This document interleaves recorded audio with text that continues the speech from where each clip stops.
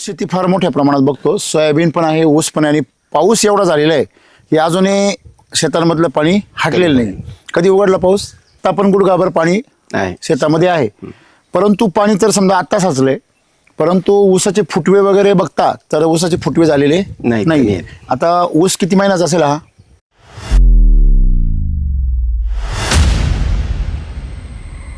मगाशी आपण ड्रोनमधून सुद्धा बघितला का यातलं पाणी हटलेलं नाहीये आणि त्याच्यामुळे याची ग्रोथ वगैरे सगळी थांबून पिवळेपणा याला आलेलं आहे. तर जर जास्त दिवस पाणी साचून राहिलं तर ते मुळं पण याचे काय होणार आहे, सडणार आहे. बरोबर आहे. उपटला आहे सगळा, पण तरी त्याला काही नुकसान आहे का? 60-70% मुळे उखडले. बरोबर आहे ना. परंतु झाडा पिकाला कुठलंही नुकसान नाही आहे का? आपण आलो केमिकलच्या, तो आणि हा प्लॉट जर पाहिला तर याला काय म्हणतात, कोणता अंतर आहे? दुपटीपेक्षा जास्त. जमीन आसमान. जमीन आसमानाचं काय आहे अंतर आहे? नाही, मी पहिला एक डोस एका वर्षी वापरला होता. नंतर परत कधी वापरलं मग? मग पहिला डोस एसीटी वैदिकचा केला. बरं. त्यावेळेस याच्यातून कुत्रे जाता येता दिसत होते या ऊसात, या प्लॉट फुटवे नव्हते. एवढा पातळ होता ऊस. म्हणजे सुरुवातीला हरभरा आंतरपीक केलं होतं. आंतरपीक केलंय, त्याच्यामुळे फुटवेच फार कमी फुटवे झाले. कमी होते. मग ते एसीटी वैदिकचा एक डोस केला हा आणि एक पाणी दिलं. बर. दुसऱ्या पाण्याच्या टायमाला आम्हाला 2 साऱ्याच्या आड माणूस दिसना गेला. पण एक 20 ते 25 दिवसांनी एवढा फास्ट रिझल्ट. एवढा. काय डोस टाकला तुम्ही?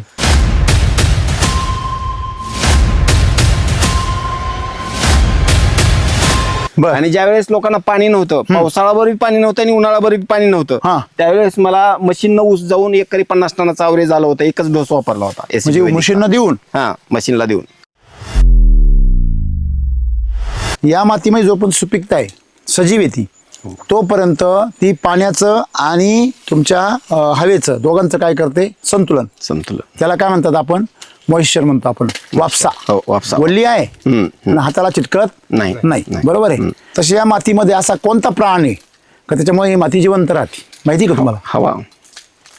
कोण सांगाल मला इथं? तो समोरचा प्लॉट पहा, त्याच्यामध्ये काय साचलंय? पाणी. याच्यामध्ये आहे का? तुम्ही बघा ना. नाही, याच्यात पाणी नाही. तुम्हाला गंमत माहिती आहे का? पाणी साचण्याचं कारण काय?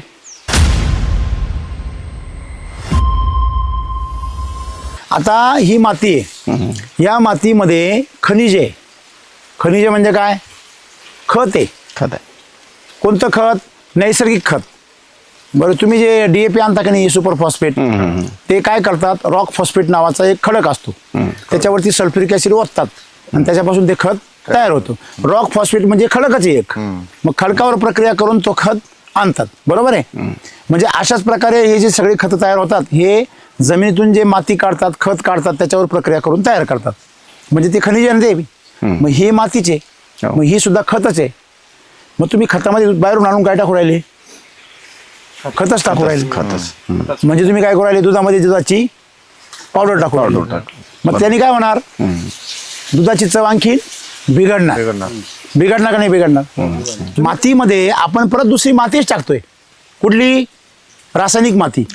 ती रासायनिक माती आहे, ही नैसर्गिक माती आहे. मग नैसर्गिक मातीमध्ये रासायनिक माती म्हणजे शहाणपणा आहे का वेडेपणा आहे?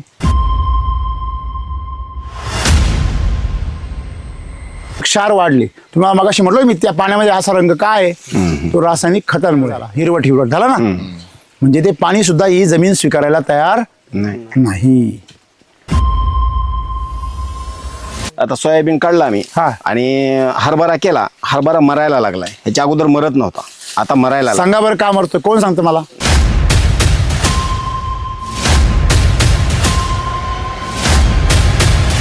हा ऊस मॅच्युरिटीला पण आलाय. याच्या मागचा आहे का हो? हा ऊस याच्या 10 दिवस मागचा आहे. हा मागास आहे, तरी पण याच्यापेक्षा लगेच मॅच्युअर झालाय. आणि कांडीची लांबी पहा, याच्यात 2 कांड्या. हा, म्हणजे याची बघा, तिथं कांडीला धरली एवढं पेरा 1.5 कांडी बसते. 1.5 कांडी. आणि जाडी पहा. तुमचं उत्पन्नही घटते, जमीनही घटते, आणि तुम्ही बी घटू राहिली. बरोबर. मग रासायनिक शेती तुमची कोणाच्या फायद्याची? तुम्ही याला जर वाजवलं, हे बघा, साऊंड घ्या, फरक आहे. हे बघा, हा पाईप सारखा वाजतो. वाजतो. हा वाजवा बरं बघा. अलीकडे कडकपणा जास्त आहे. हा बदबद वाजतो बदबद. आणि हा म्हणजे पाईप सारखा, म्हणजे हा आतून काय आहे, टणक आहे. टणक आहे, भरीव आहे. आणि हा आतून फुसका आहे. म्हणजे आता सरासरी 25,000वर ही उत्पन्न आहे यांचं. बघा मग 25,000 सर, मी 25,000चे केमिकल घालून देखील असा ऊस नाही माझा. बघा हे बघा, ह्याच्यामध्ये कस जास्त पाहिजे की नुसतं फोपशी वाढ पाहिजे? नाही, कस जास्त पाहिजे. आपण आता स्थिर व्हायचं आणि कशाने काम करायचं? डोक्याने. बघा, जेवढा श्रीमंत माणूस राहतो तेवढा निवांत राहतो, जेवढा गरीब माणूस तेवढा धावपळीत राहतो. तुम्ही धावपळीत असाल तर याचा अर्थ तुम्ही गरिबी का चाललेले. तुम्ही जर शांतपणे जर ऐकत असाल तर तुम्ही श्रीमंती का जाणार. पान जाड झालं तर तुमचा कोश कसा होणार? झाड होणार आहे. सिंपल कॉमन सेन्स आहे ना.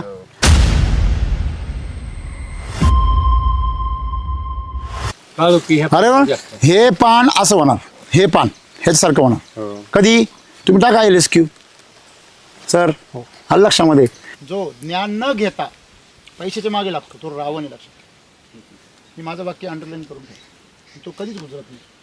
किती त्याच्या पैसे येऊ द्या, तो उजरतच नाही. आपल्याला इकडे पैसे मिळणार आहे, इकडे ज्ञान मिळणार आहे. तर आपण काय निवडलं पाहिजे? ज्ञान. तुम्ही पैसे निवडले का तुम्ही रावणाच्या लाईनमध्ये जाणार. तुम्ही ज्ञान निवडलं की तुम्ही रामाच्या लाईनमध्ये जाणार.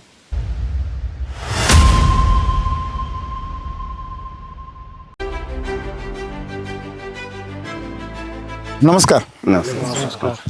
शेतकरी मित्रो, आज आपण लातूर जिल्ह्यामध्ये आहे.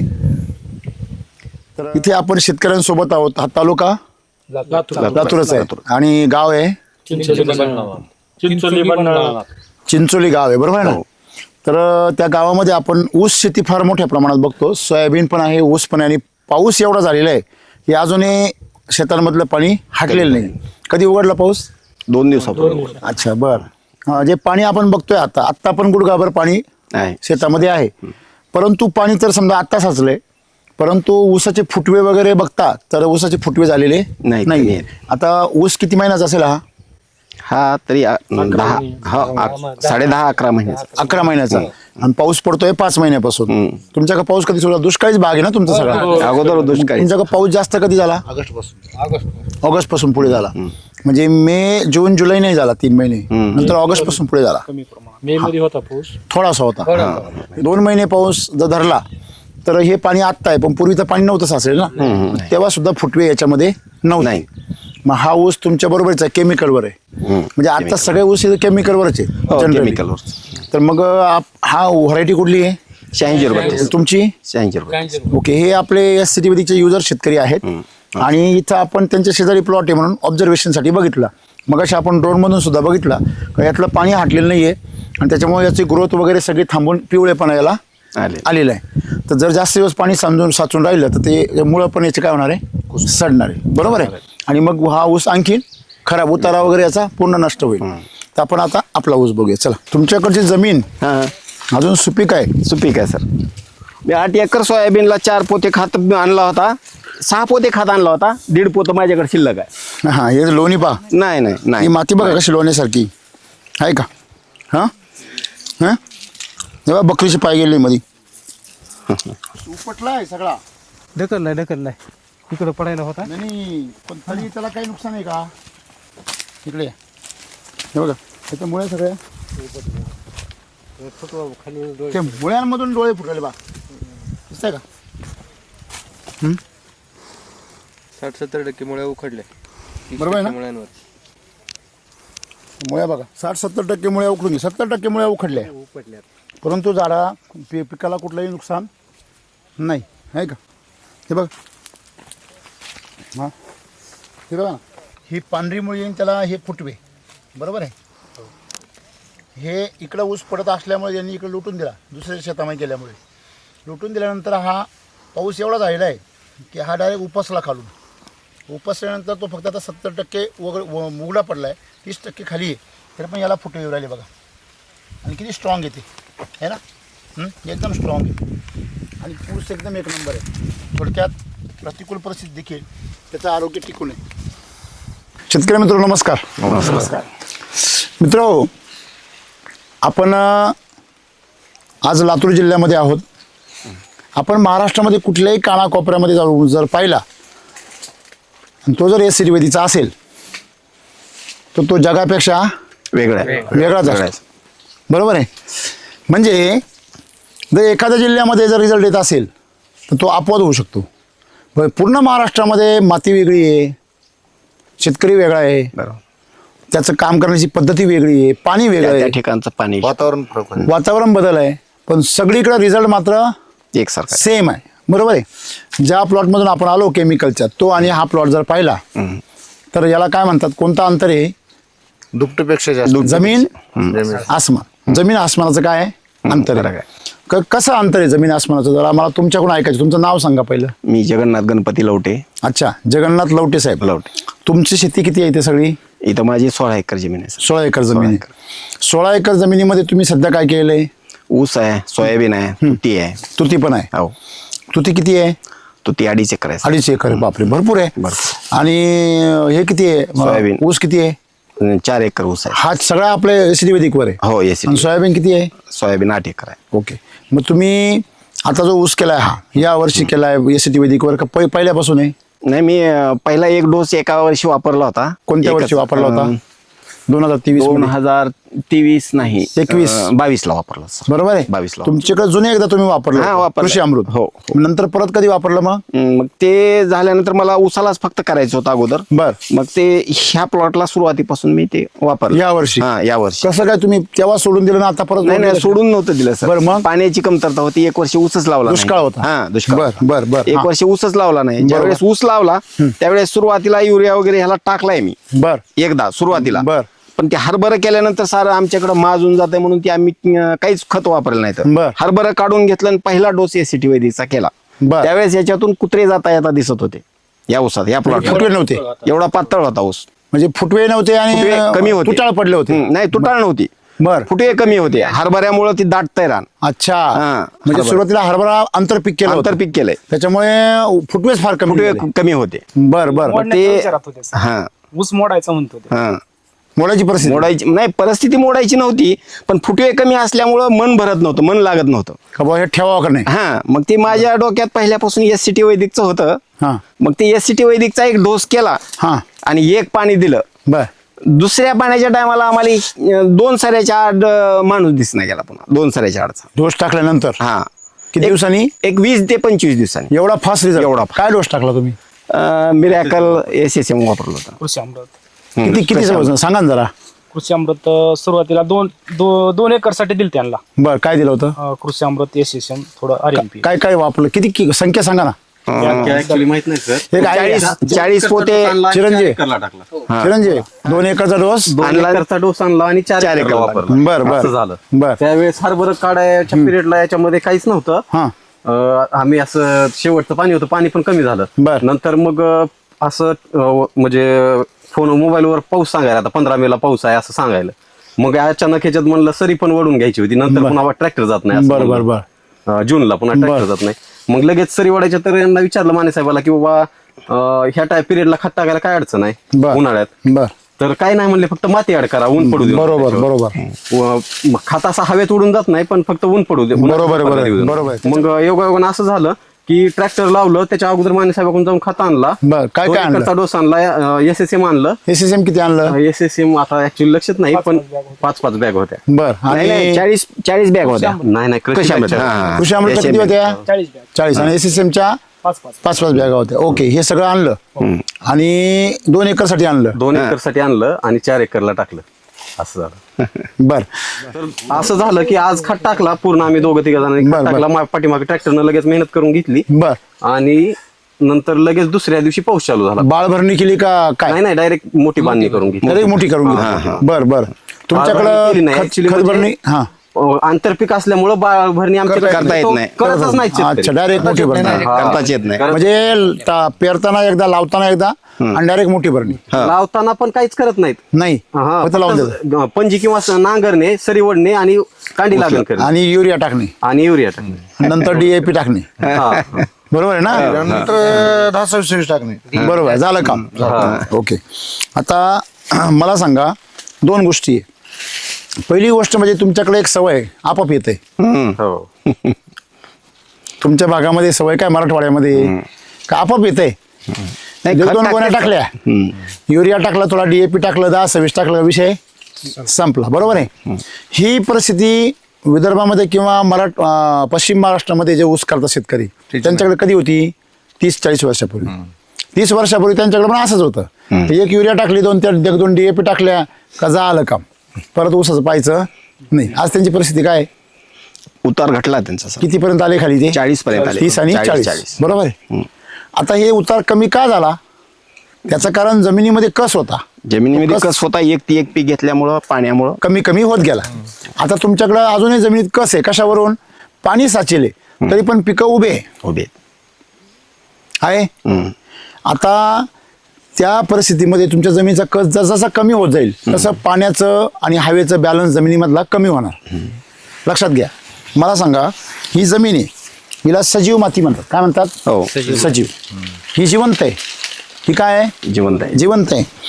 तुम्ही नाकाजवळ येतील की तिचा सुगंध येतो. बरोबर आहे. ही मेली तर हिचा घाण वास येतो किंवा वासच येत नाही. कळलं? बरोबर. या मातीमध्ये जो पण सुपीकता आहे, सजीव आहे ती, तोपर्यंत ती पाण्याचं आणि तुमच्या हवेचं दोघांचं काय करते? संतुलन. त्याला काय म्हणतात आपण? मॉइश्चर म्हणतो आपण. वापसा. वापसा. ओल्ली आहे आणि हाताला चिटकत नाही. बरोबर आहे. तुम्ही जमीन तुमची ओल्ली आहे आणि हाताला चिटकते म्हणजे गाळ आहे.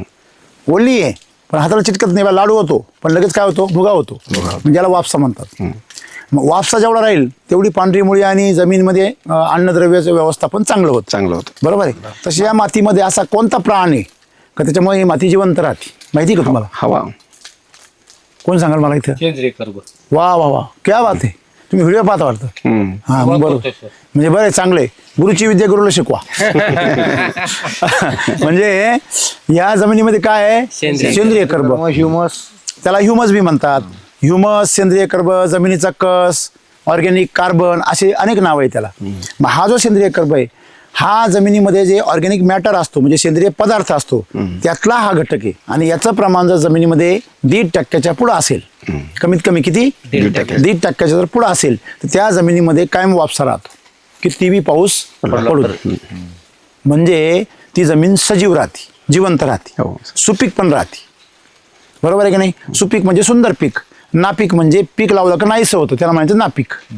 बरोबर आहे. मग आता मला सांगा, आमच्या जमिनी सुपीक होत होत्या पहिल्या, अजूनही तुमच्या जमिनी सुपीक आहे, परंतु पश्चिम महाराष्ट्रात जमिनी काय झाल्या? नापीक झाल्या. नापीक झाल्यामुळे तिथलं पीक लावलं का मरून जातं, बळच जगवावं लागतं. आता तुमच्याकडे तसं नाही आहे, पण तरी सुद्धा हळूहळू ती परिस्थिती निर्माण व्हायला वेळ लागत नाही. लागली ना. कशावरून? तो समोरचा प्लॉट पहा, त्याच्यामध्ये काय साचलंय? पाणी. याच्यामध्ये आहे का? तुम्ही बघा ना. नाही, याच्यात पाणी नाही. तुम्हाला गंमत माहिती आहे का? पाणी साचण्याचं कारण काय? जमिनीचं शोषण क्षमता करेक्ट. जमिनीमध्ये जे चॅनल आहे खाली, जमिनीमध्ये खोलवर चॅनल आहे का नाही, ते चॅनल आपण रोटावेटर मारतो का नाही? रोटावेटर मारला, रासायनिक खर्च टाकले का तिला काय तयार होता? ओटा.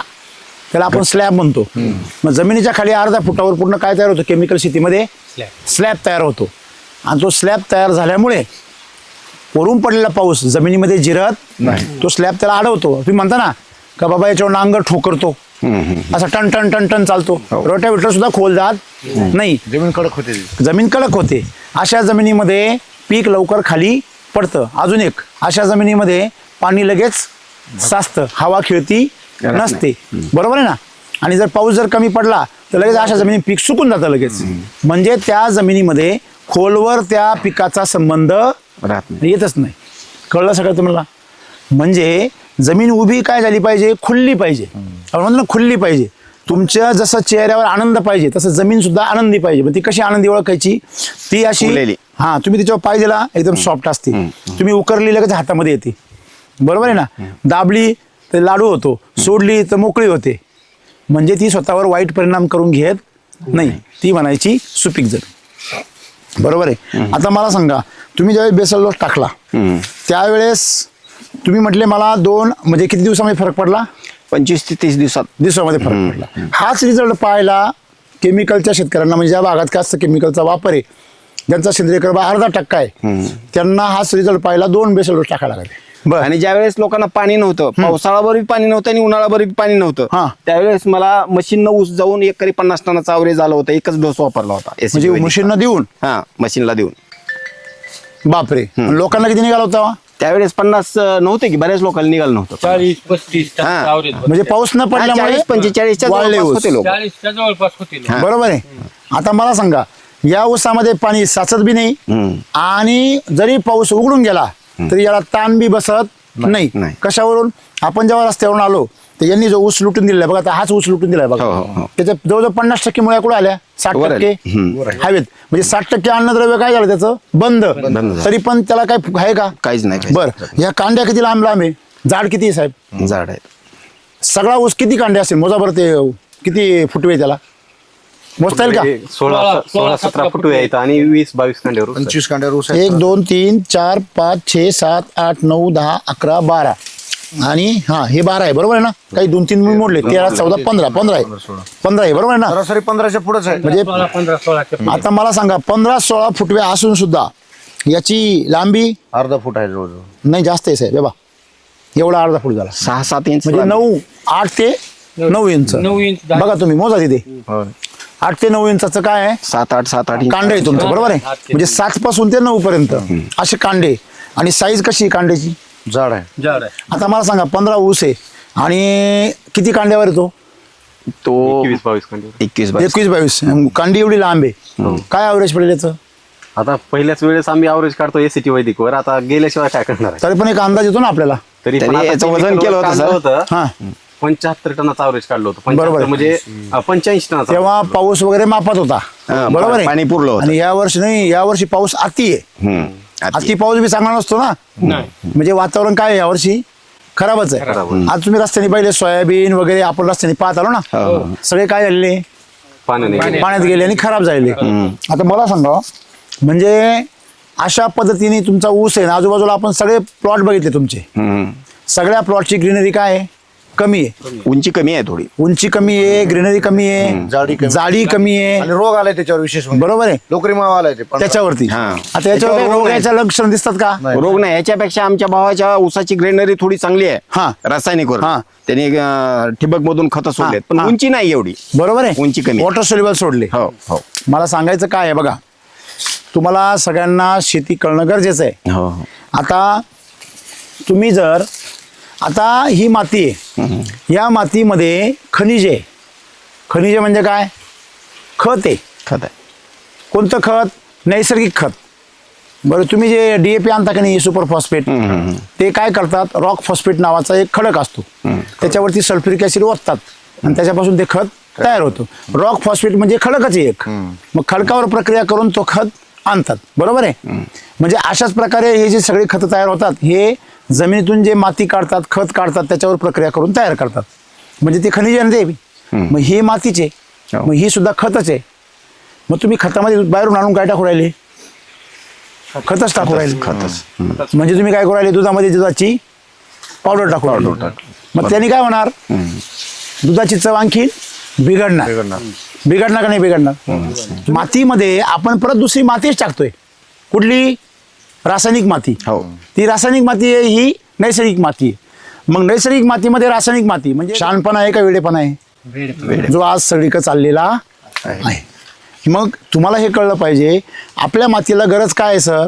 मातीमध्ये 45% खनिज, 25% हवा आणि 25% पाणी. किती झाले? 100. नाही, 95 झाले. किती उरले? 5%. आणि त्या उरलेल्या 5%मध्ये सेंद्रिय पदार्थ पाहिजे. म्हणजे काय? पाला पाचोळा, खत, शेणखत, कोंब, असे सगळं खतं. आता मला सांगा, आपण त्या 5%चं व्यवस्थापन आहे का आपल्याकडं? आहे का? त्याचं आपल्या डोक्यात नाही. त्याच्यामुळे तुम्ही जे सेंद्रिय कर्ब वाढवणारे गोष्टी टाकल्या पाहिजे. तुम्ही कृषी अमृत टाकलं, तुम्ही SSM टाकलं, त्यांनी लगेच जमिनीमधला सेंद्रिय कर्ब काय झाला? वाढवलं. सेंद्रिय कर्ब वाढल्यामुळे लगेच याच्यामधल्या खनिजांनी काम करायला सुरुवात केली. अपटेक झालं पिकाला. याला फक्त काय करायचंय? जाग करायचंय. यातलं खत वाया गेलं, तुम्ही बाहेरून खत आणलं, मग यातल्या खताने काम करायचं बंद केलं.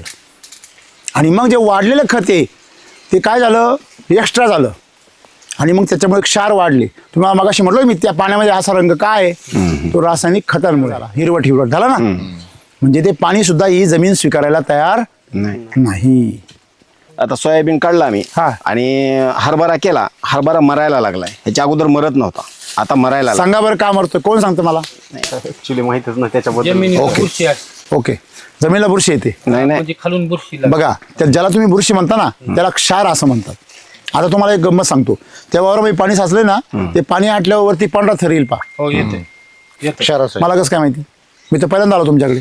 नाही क्षार असतात. कारण ते जे पाणी गढूळ दिसतंय ते कशामुळे दिसतंय? क्षारांमुळे. बरोबर आहे. तुम्ही जर पाण्यामध्ये रासायनिक खतं कालवली तर असं दिसतं का नाही? हो. दिसतं ना. मग हे ज्यावेळेस वाळेल तेव्हा त्याचा थर तयार होईल, ज्याला तुम्ही बुरशी म्हणता. ती बुरशी नाही, ते काय आहे? क्षार आहे. आणि ते क्षार तुमची जमीन स्वीकारित नाही तरी पण तुम्ही वरून टाकता, कारण सारी दुनिया टाकते. ते जे क्षार वर तयार झाली त्यांनी काय होतं, जेव्हा तुम्ही हरभरा पेरता, बघा हरभरा उपटून पहा, हरभऱ्याच्या अंगावर गाठी असतात, मुळावर असतात का? त्या गाठींना म्हणतात रायझोबॅक्टेरियमच्या गाठी. रायझोबॅक्टेरियम म्हणजे नत्र स्थिरीकरणाच्या गाठी. त्या युरिया तयार करून देतात कोणाला? त्या झाडाला. त्या गाठी काय करतात? युरियाची फॅक्टरी ती निसर्गाची.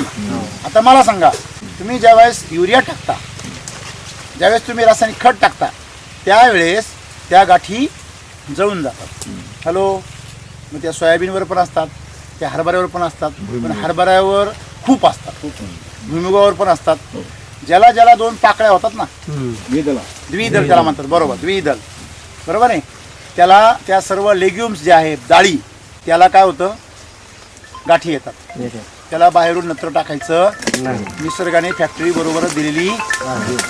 या मुळावर गाठी दिल्या, त्याला नायट्रोजनची गरज आहे म्हणून तुम्ही बाहेरून टाकायचा नाही. या कंपनीने काय केलं, केमिकलवाल्यांनी काय केलं, त्या गाठी मारून टाकायच्या खत टाकून, आणि मग ते पीक आपण सांगू तसं जगवायचं. कळलं का तुम्हाला? ही स्ट्रॅटेजी आहे. फवारणीमधून खत आणले पुन्हा ते करेक्ट. टाकणार गेले. म्हणजे वेगवेगळ्या प्रकारे अशा प्रकारे शेतकऱ्याला काय बनवलेले आहे? गुलाम. काय बनवलेले? गुलाम. आता ज्या वेळेस तुमच्या या गाठी मरून जातात, मग ते पीक सर्वस्वी कशावर जिवंत राहतं? तुम्ही टाकलेल्या खतावर. आता गंमत अशी होते, तुम्ही म्हटले की जर हरभऱ्याला पाणी भरलं का ते मरतं. त्याचं कारण तुमच्या पाण्यामध्ये काय वाढलेले आहे? क्षार.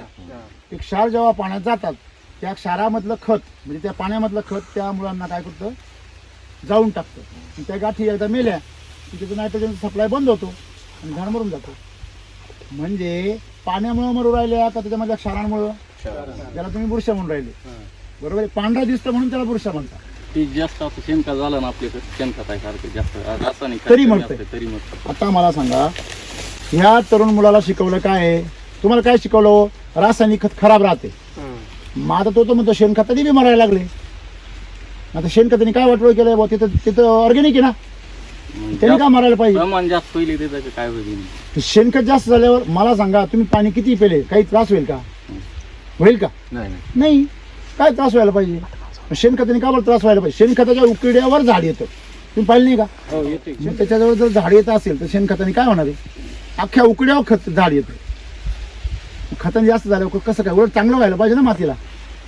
तुम्ही आपलं एसिडचं खत किती पण टाका, किती पण टाका, भारीच होते, खराब नाही होत. दुप्पट फायदा होईल, तिप्पट होईल, फार 150 टनापर्यंत ऊस जाईल, परंतु नुकसान नाही होणार. नाही, त्याचं कारण आहे सर, विकेरी पीक आता सध्या ऊसा जनावराला खायला काय? घास. दुसरं काय? काहीच नाही. ती घास कशावर येतोय? रासायनिक खत. काळ्या वाजवण्यासाठी. काळ्या वाजवण्यासाठी. हे अभ्यास, याला काय म्हणायचं? अभ्यास. तुमचं प्रश्न उत्तर सुद्धा तुमचंच.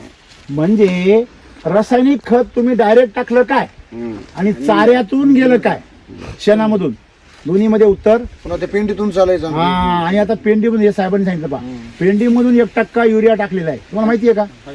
ही जी गोळी पेंड आहे तुमची, त्याच्यामध्ये 1% काय असतो? युरिया. जेव्हा लिहिले गव्हर्नमेंटनी परवानगी दिलेली.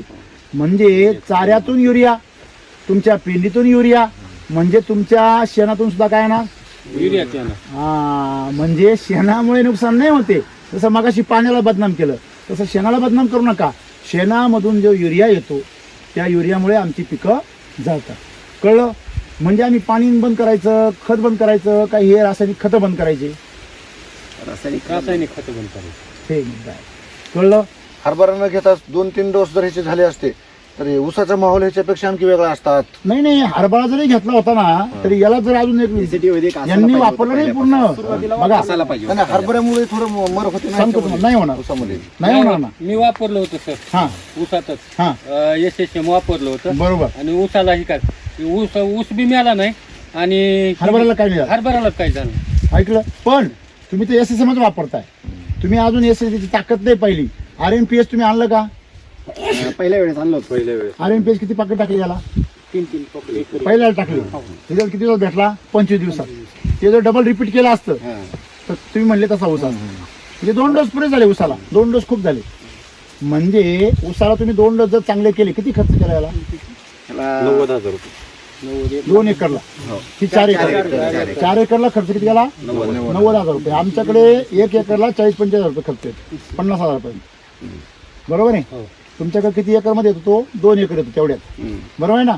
तुम्ही किती अजून पुढे म्हणजे आता सरासरी 25,000वर ही उत्पन्न आहे यांचं. बघा. मग 25,000 सर मी 25,000चे केमिकल घालून देखील असा ऊस नाही माझा. बघा तुमचं नाव सांगा.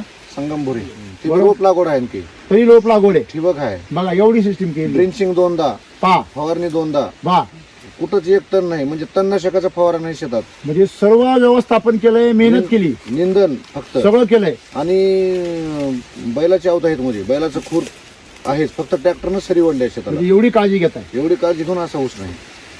वरून 25,000 खर्च बरोबर आहे. आणि रोप सगळं ब्रँडेड रोप आणलेलं आहे तिकडून सांगलीवरून. बरोबर आहे.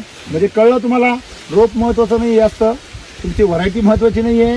सगळ्यात जास्त महत्वाचं काय? जमिनीचा सेंद्रिय गर्भ महत्वाचा. तो जर पिकला तर आपली पूर्वी शेती किती भारी व्हायची की नाही? बरोबर आहे. तुम्ही याच्यामध्ये तणासाठी काय केलं? काहीच नाही. खूप किती वेळा खुरपलं? 3 वेळा. 3 वेळा बरोबर आहे. तुम्हाला दरवर्षीपेक्षा तणामध्ये काय फरक वाटला? तण येत नाही. SCT वैदिक मुळे जे रासायनिक खतं टाकल्यानंतर जे तण येत होतं तेवढं तसं येत येत नाही. नाही. पुढच्या वर्षी येणारच नाही. पुढच्या वर्षी आता काय दिसतंय का तुम्हाला कुठे? नाही तण नाही. तुम्ही शेजारच्या वावरामध्ये जा बरं. आहे तण. आहे म्हणजे म्हणजे तण येण्यानंतर एकरचे आणखी 4-5 हजार वाचले ना. बरोबर आहे. 4-5 हजार निंदायला लागतात सरासरी. बरोबर. 4 रुपये लागतात. दुपटीचा फरक आहे साधारण. हा 1.5 पटापेक्षा जास्त फरक आहे. बरोबर आहे ना. तेव्हा म्हणजे आणि हा ऊस मॅच्युरिटीला पण आलाय. याच्या मागचा आहे का हो? हा ऊस याच्या 10 दिवस मागचा आहे. हा मागास आहे तरी पण याच्यापेक्षा लगेच मॅच्युअर झालाय. आणि कांडीची लांबी पहा. याच्यात 2 कांड्या. बसतात त्याची एक कांडी. हा म्हणजे याची बघा तिथं कांडीला धरली तर एवढं पेरा 1.5 कांडी बसते. 1.5 कांडी. आणि जाडी पहा. ऊस उचला दोघांमधलं वजन काढा का? बरोबर आहे. आता याचं वजन जर काढलं तर डायरेक्ट किती फरक पडणार? दुपटीचा. बरोबर आहे ना. मग मला सांगा शेतकऱ्यांना आता हा ऊस हातामध्ये घ्या साहेब तुम्ही घ्या. हा 3 पटीचा फरक आहे जवळ. बरोबर आहे. म्हणजे मला सांगा केमिकलवर ऊस येत नाही कोण म्हणतं? येतो ना बरोबर आहे की नाही. पण तो तुमचं जमीन नापीक करतो. जमीन पहिली काय करतो? नापीक करतो. नंबर 1 म्हणजे आज तुमचं जेवढं होतं तेवढं तुमच्या पोराचं कल्याण होणार नाही. दुसरा 1 नंबरची गोष्ट तुमचं आत्ताचं उत्पन्न सुद्धा काय होतं? घटतं. बरोबर आहे. मग मला सांगा तुमचं उत्पन्न नाही घटते, जमीनही घटते आणि तुम्ही बी घटू राहिली. बरोबर. मग रासायनिक शेती तुमची कोणाच्या फायद्याची? फायद्याचे खतवाल्याच्या फायद्याचे आहे. शेतकऱ्याच्या कंदाराचे कळलं का पटकन? बरोबर आहे. म्हणजे ती कोणाच्याच फायद्याची नाही ना हो. बरोबर आहे की नाही. दुसरी गोष्ट याचा ऊस जो तयार होणार आहे साखर किंवा गुळ काय तयार होईल रस तो याच्यापेक्षा जास्त आहे. म्हणजे त्याचा उतारा चांगला आहे ना ऊसाचा. म्हणजे कारखान्याला फायदेशीर. बरोबर आहे. आणि हा ऊस कारखान्याला सुद्धा तोट्याचा. कारण आवरण तर सारखंच आहे ना. मधला घर केवढा आहे त्याच्यावर पैसे येतात ना. कारखान्याला पैसे काय मिळणार आहे? घराचे. याच्यातलं घर जर कमी असेल तर कारखान्याला फायदा कमी होणार. कारखाना तोट्यात गेल्यावर शेतकरी बरोबर आहे की नाही. आणि बरोबर आहे तो पैसे बुडवणार ना. मग देणार नाही वेळेवर. कमी देणार किंवा वेळेवर देणार नाही. तोट्यात झाल्यावर काय करून देणार आहे? दोन्ही ऊस जर टेकावले हा ऊस लगेच जाणवतो पागवर. बरोबर आहे. तुम्ही याला जर वाजवलं हे बघा साऊंड घ्या फरक आहे. हे बघा हा पाईप सारखा वाजतो. हा वाजवा बरं बघा. अलीकडे कडकपणा जास्त आहे. हा बदबद वाजतो बदबद. आणि हा म्हणजे पाईप सारखा, म्हणजे हा आतून काय आहे, टणक आहे. टणक आहे, भरीव आहे, आणि हा आतून फुसका आहे. म्हणजे हा आपण अभ्यास जर केला, तुमच्या समोर उपटला ना हा, का नाही, आणि बरं निवडून उपटला का आपण, उलट भारी निवडला. म्हणजे आपल्याला हे जर शिकलो आपण, तुम्ही आज ज्याप्रमाणे खर्च केलाय त्याच्यामुळे तुमच्या जमिनीवर फरक पडला. आणि हे किती मुळे आहे, या मुळा भरपूर आहेत. किती मुळ्या, नाही मुळ्या किती असतील या, तोडल्या तर किती मुळ्या भरतील या, 2 का 1.5 मुळ्या त्यांची मुळी असते ना, एकच मुळे एकायला एक मुळी बसते. बरोबर आहे. आणि 2 तुकडे होणार, म्हणजे 2 मुळ्या होणार. 3 जागी तोडावं. याचं वजन सर 40 किलोच्या पुढून होत आहे. बरोबर बरोबर आहे ना. किती मुळी असते. हा, म्हणजे 40 किलोच्या पुढून तुमचा होतंय. आता ऍव्हरेज किती जाईल आता हे? एक अंदाज आमची अपेक्षा आहे 70 पर्यंत जायला 80 पर्यंत जाईल आरामशीर. हा, मग तुमचं रेग्युलर किती ऍव्हरेज होतं? रेग्युलर आता 50 येत होतं नवीन बरोबर, पण असं जर म्हणलं तर 20 वाढणार. बरोबर आहे. 20 पैसे किती वाढले? 20 किती वाढले? 60,000 रुपये वाढते. 50,000 वाढले. आणि जमीन सुपीक झाली, त्याचं काय? ती तर वेगळाच राहील. बरोबर आहे ना. केमिकल वर 15 होत होता, 15-20. बर तर याला थोडा जास्त येतं. 15 होत होता, 15 ते 20. याच्यावर किती येतोय? 25. किती वाढला? मी म्हणतो 30 झाला. ते पण तुमचं म्हणजे जे शेड्यूल आहे त्याच्यातला अर्धाच शेड्यूल दिलाय. मी म्हणतो 20 वाढला. बस तुम्ही फक्त 10च वाढवलाय, 5च वाढला, 5 किंवा 10. मी म्हणतो 20 वाढवला. ओके. इकडे उत्पन्न किती वाढलं? 60,000. किती वाढले? 40 वाढले. 1 रुपयाला किती रुपये वाढले? 3 रुपये. 1 रुपया खर्च केला किती रुपये वाढले? 3 रुपये. पहिले किती होते? काहीच येत नव्हते. तुम्ही खर्च वाढव करत बी नव्हते आणि उत्पन्न वाढव येत बी नव्हतं. वाढीव नव्हतं. मग तुम्हाला वाढलेला उत्पन्न आहे त्याचा खर्च कोणी वसूल करून दिला? त्या खात्यानेच वसूल करून दिला. तुम्हाला घरातून काय घालावं लागलं? तेवढ्या पुरतं थोडंसं भांडवल. मग त्या 20,000 रुपये तुम्ही कर्जाने काढले व्याजाने, तर किती टक्क्याने व्याज मिळतो साहेब? 10%, 12%, 15% घ्या. 15%नी किती? 1 वर्षभर राहतो ना. 1 वर्षाचे किती झाले? 20,000चे 3,000 रुपये. किती? 3,000. म्हणजे 23 आणि 23,000 रुपये तुमचा खर्च झाला एक्स्ट्रा. आणि तुम्हाला मिळाले 60,000 रुपये. 50च धरा, दुप्पट जास्त मिळाले ना. मग मला सांगा, पैसे लावून तुम्हाला व्याजाने काढून जरी घेतले तरी दुप्पट फायदा होतो. मग महाग कसं काय? यंदा ऊस गेल्यानंतर थांबा लक्षात थांबा येतं, थांबा महाग कसं? याला म्हणतात व्यापार. याला काय म्हणतात? व्यापार. एक लक्षात ठेवा, ते फक्त मारवाड्याने शिकले. हा, म्हणजे आपला शेतकरी गरीब का बरं आहे हे लक्षात ठेवा.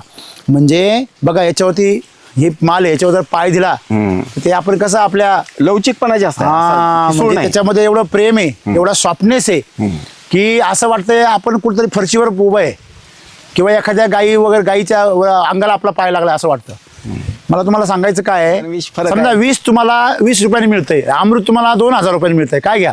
अमृत. एवढं महाग कशाला घ्या? बोला बोला. खरं काय, आता कॉस्टली जरी पडत असला तरी तसं नाही. तुम्ही जे आतापर्यंत तुम्हाला 600 रुपयाचे बूट वापरायची सवय आहे. मी म्हणलो 2100 रुपयाचा घ्या, तुम्ही काय म्हणता? साहेब महाग आहे. बरोबर आहे.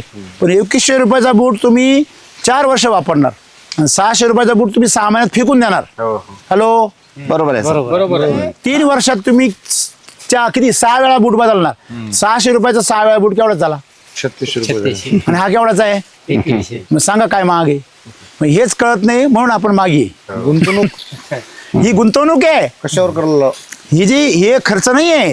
ह्यानी तुमची माती सुपीक होणार आहे, तुमचं पीक चांगलं होणार आहे, तुमचं बुद्धी चांगली होणार आहे, आरोग्य चांगलं होणार आहे. हो. अरे इथलंच मोडला. त्याचा रसच निघत नाही. हा, हे बघा. अरे हे बा, हे बाबा, हे काय? रसवंती गृह साहेब. आणि हा मोडला, एक थेंब नाही उडाला. नाही. उडाला का? नाही. म्हणजे हे आपण समजून घेतलं पाहिजे. मग मला सांगा, एवढा रस याच्यामध्ये एवढ्याच कांड्यात, अजून हे 2 पूर्ण कांड सुद्धा नाही. फोडलेलं नाहीये. आणि हा पिचकला पण मोडला नाही. आणि हा जागेवर मोडला. हीच ताकद आहे. हे बा, सालपायची हो, सॉफ्ट आहे एकदम. आहे का नाही? हातपाकी चिकट झाले. खाल्ला, हा खा. फेकू नका, फेकू नका. पानसटाई गोल लागाय. हा पंचट आहे, हा पंचट आहे, आणि हा गोल लागाय. हा गोड लागा लागला. हॅलो, पानचटे म्हणजे याच्यामध्ये साखर काय आहे? कमी आहे. कमी म्हणजे पाणीचे. आणि याच्यामध्ये काय आहे? रसाचं पण प्रमाण कमी आहे त्याची. हा हे रस पण म्हणजे चोथा जास्त आहे आणि याच्यामध्ये पाणी जास्त आहे. हा म्हणजे याच्यामध्ये रस जादा, याच्यामध्ये रस कमी आहे. आता मला सांगा याच्यापेक्षा अजून काय तपासण्या करायला पाहिजे, अजून काय अनालिसिस करायला पाहिजे, पोस्टमॉर्टम अजून किती करायचं? नाही चांगलं आहे सर. मी पण खातो ना. कडक आहे खाण्यामध्ये. हा तेच महत्वाचं आहे. एवढी चुई निघत नाही त्याची. कडकपणा आहे ना दादा. रसाचंही प्रमाण जास्त आहे. हा. मऊ आहे. मऊ आहे. आणि चव आहे, चव आहे. खरपूसपणा म्हणतो का नाही आपण, खरपूस तो याच्यामध्ये, त्याच्यामध्ये पांचटपणा आहे. बरोबर आहे. म्हणजे याच्याबरोबर साखरेबरोबर अजूनही काहीतरी आहे, त्याच्यामध्ये फक्त साखर आहे, बाकी काहीच नाही. जर तुमचा इथं ऊस जर चवदार आहे, साखर सुद्धा गुळ सुद्धा कसा येणार? चवदारच आहे ना. साताऱ्यामध्ये, सांगलीमध्ये हे वापरणारे खूप लोक आहेत ना, खूप आणि मोठमोठे माणसं आहेत. आणि ते तर अंडी पण तयार करतात. तुम्ही काय कोष तयार करता?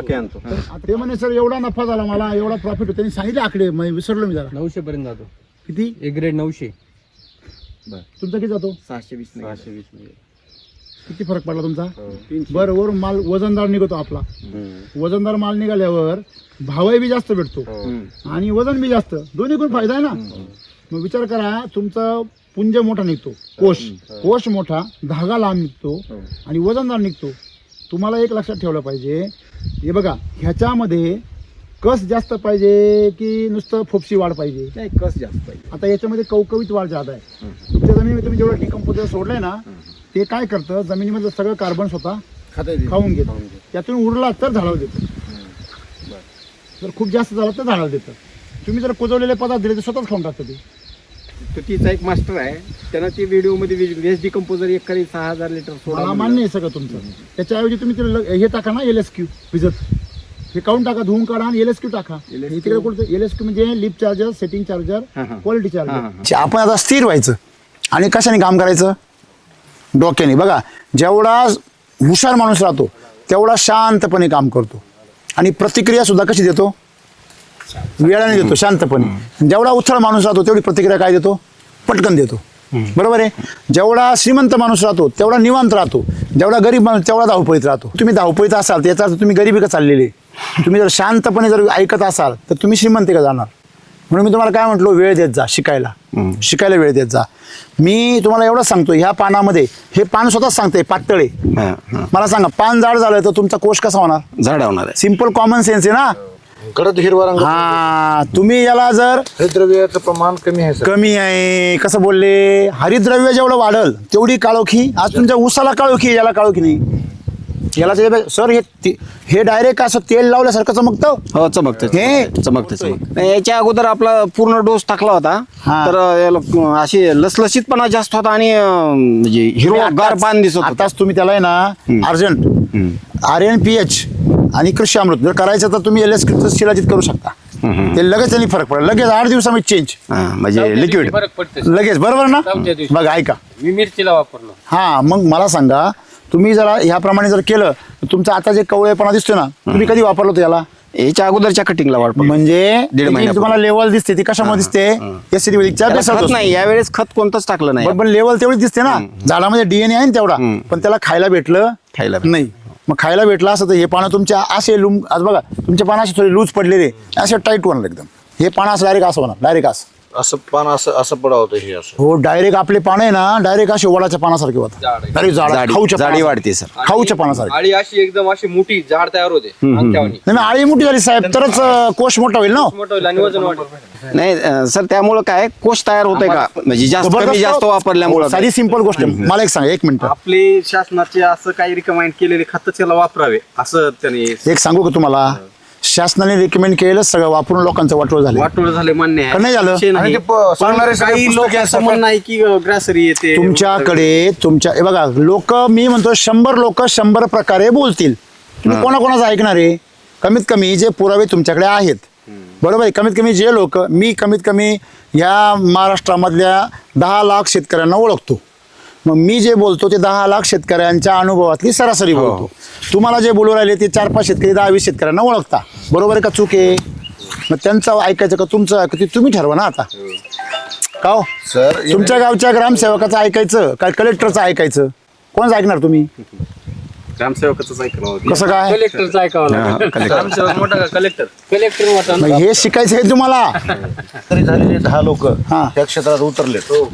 जे 8 लोक आहेत ते सगळं पुस्तकी ज्ञान आहे ऐका. आणि जे 2 लोक आहेत त्याला आवड आहे पण त्याला शेत नाही, मग ते फिरून सांगतात. काही काही शेतकरी असे भेटले, ऐका, जमीन नाही, काहीच नाही, रेग्युलर व्हिडिओ पाहता. ते तुम्ही पाहत नाही ना म्हणून प्रॉब्लेम आहे तुमचा. रेग्युलर नाही पाहत तुम्ही. रेग्युलर जर व्हिडिओ पाहिले तुम्ही रोज, तुम्हाला असं व्यसन लागलं पाहिजे. तर त्यांनी जमिनी नाही आहे तरी आमचा खताचा बेसल डोस घेऊन ठेवलाय. भाड्याने खंडाने जमीन घेऊन करणार. जमीन खंडणी घेणार आणि करणार. काही जण असे आहेत साहेब, व्हिडिओ त्यांनी काही जणांनी घर गहाण टाकलं शहरातलं बंगला आणि त्याच्यावर जमीन घेतली. असे पण आहेत. मग विचार करा, तुमच्याकडे जमीन आहे म्हणजे तुम्ही हे समजून घेतलं पाहिजे. साहेब जर सांगता की तुम्ही लोकांचं ऐकण्यापेक्षा तुम्हाला हे कळलं पाहिजे का कोणाचं ऐकलं पाहिजे. दुसरी गोष्ट, कोणाचं ऐकू नका, थोडा प्रयोग करा. हे बे पानं जाड करायचे आपल्याला ना, तर मग हे जाड करण्यासाठी फोटोसिंथेसिस व्हायला पाहिजे. मग फोटोसिंथेसिस होण्यासाठी मातीचा कस काय झाला पाहिजे, वाढला पाहिजे. बघा खाली पानांची काळोखी जरा बरी आहे, तरी पण जाड नाहीये, पातळच आहे. बा हे जे पान आहे तर 8 दिवसामध्ये हे पान पातळ आहे. बा सूर्यदर्शन नव्हतं. नाही, नसू द्या. आपल्या SCT वैदिकला गरज पडत नाही. अगदी अंधुक प्रकाश असेल, सूर्य उगवतोय ना, तेवढं पुरेसं आहे आपल्याला, तेवढं पुरेसं आहे. हे पा आता हे पान आणि हे पान किती फरक आहे? वर बघायला फरक आहे. हरित लवकर नाही, हे वर पाहायला लावलंय. वर बघायला म्हणजे काय तर कमी आहे ह्याला. हे वेगळं ना, इकडं सर इथं बघा ना, हे पा काय आहे? अरे वा, हे पान असं होणार, हे पान ह्याच्यासारखं होणार. कधी तुम्ही टाका LSQ सर, आलं लक्षामध्ये. 3 बॅच लॉट फेल गेले काही वापरून असं. आम्ही म्हणजे एवढं कष्ट करून त्यामुळं- मला ते शेड मध्ये नेऊन टाकावं लागतं. हा, मला सांगा एक मिनिट, जास्त तन्मयतेने आणि जास्त निष्ठेने टाकायला पाहिजे का? का तुम्ही सगळीकडून फेल गेले हा. तर तुम्ही उलट जास्त काळजीने वापरायला पाहिजे. तुम्ही म्हणताय नाही आम्हाला भीती होती, तुम्हाला भीती नाही वाटायला पाहिजे. तुम्ही उलट टेन्शन फ्री झाले पाहिजे. थॉमस अल्वा एडिसननी 999 वेळा प्रयोग केले, बल्ब फेल गेला. ऐकून घ्या. आणि एवढ्यावर त्याची लॅब जळून गेली प्रयोग केलेली. तर बायको तिथं शेजारी उभी होती ना, हा असा उड्या मारायला लागला. बायकोला वाटलं याला येड लागलं काय. तर ती त्याला म्हणते अहो हां तुम्ही असं काय करताय? तो म्हणतो घाबरू नको, मला वेळ बीड नाही लागलं, मी आनंद झाला म्हणे मला. म्हणे कशाबद्दल? अहो म्हणे जळू राहिली तुमची लॅब. म्हणे बरोबर आहे, 999 प्रयोग मी जे केले त्याच्या प्रकारे बल्ब बनत नाही हे मला आता कळून चुकलेलं आहे, म्हणून तो टेन्शनमध्ये आला नाही. तुम्ही 3 वेळा फेल झालेले, टेन्शनमध्ये आले. एक लक्षात घ्या, या जगामध्ये तुम्ही किती वेळा किक मारली तुम्ही तर काय करता तुम्ही? परत नाही चालू झाली करत काय करता? डबल किक मारा. नाही म्हणजे तेवढे एकच किक बसता बा, असं आहे का? प्रयत्न करता ना, म्हणजे प्रयत्न हे करत राहावे लागतात. कधी ना कधी आपल्याला यश मिळणार. पण तुम्ही जर मध्येच प्रयत्न बंद केले तर कसं काय यश मिळेल? थॉमस अल्वा एडिसननी 999 वेळेस बंद केला असं तर त्याने तुमच्याकडे 3 वेळेस थांबला असं तर तो आपल्याबंद आवाज त्याचं नाव बी आलं नसतं. म्हणून तुम्ही थांबायचं नाही, चालत राहायचं. किती वेळा पडलं तरी उठायचं आणि याला जीवन असं म्हणतात. का हो? बरोबर. हां, म्हणून तुम्ही आता हे बेसोडोस वापरा आणि बिंदासपणे वापरा. बिझनेसमॅन सारखा विचार करा, शेतकऱ्यासारखा विचार करू नका. हे बिझनेस आहे हा. शेतकरी असाल ना तर जेवढं पिकल तेवढं खाण गपचीप बसा घरी. बिझनेसमॅन व्हा. आणि बिझनेसमॅन झाले तर 1 रुपया टाकल्यावर साहेब मला 2 रुपये मिळाले पाहिजे, हे आम्हाला हट्टानी म्हणा, हे विचार करा. वाणे मारवाडेसारखी शेती करा. 10,000 रुपये टाकले, मला 50,000 झाली पाहिजे, संपला विषय. नाही झाले आमच्याकडे या. ठीक आहे. आज तुम्ही दिवस सगळा SCT वैदिकसाठीच काढलाय. हो सर, रजा दिली मी आज. काय करता तुम्ही? जिल्हा परिषदला शिक्षक आहे माध्यमिक. तुम्ही बापरे घ्या, मी रजा टाकली. होय. तुमच्या गावातले 2-4 जण आले, उभे राहिले, अर्धवट माहिती ऐकली, निघून गेले. काढण्याच्या आलं तर त्यांच्या डोक्यात नाही. ते निघून सर. नाही, अर्धवट ऐकलं, निघून गेले. हा. मला सांगा, परमेश्वर द्यायला तयार आहे, तुमच्याकडे झोळी नाही घ्यायला, पदर आहे का घ्यायला? मग तो म्हणून गरीब आहे. नाही, ज्याने तुम्हाला मार्गदर्शन कोण करतं इथे? माने सरकार. माने साहेब, नंबर सांगा तुमचा. नाव प्रशांत माने, मोबाईल नंबर आहे 9503555060. तुम्ही मला रिझल्ट आला नाही, बंद केलं तरी मी दिवसाचा एक का होईना व्हिडिओ बघितली मला करमत नाही. पा या टाळ्या. हा, एक का होईना व्हिडिओ दिवसाचा बघतोय. आणि येतच इथे. म्हणजे आज इथं कशामुळे आले? त्या व्हिडिओमुळे. हा, नाही. आलं लक्षामध्ये? म्हणजे ते वापरायचं जाऊ द्या, तो कुठंतरी अंतकरणामध्ये कुठंतरी असता आहे. कळलं ना का यांनी काहीतरी भलं होईल. काळाची गरज आहे. केमिकल रहित जगायचं असेल तर काळाची गरज आहे. नाही त्याच्यामुळे तुम्ही इथपर्यंत आले. कधी पण हे लक्षात ठेवायचं, तुमचे साधना कधी वाया जात नाही.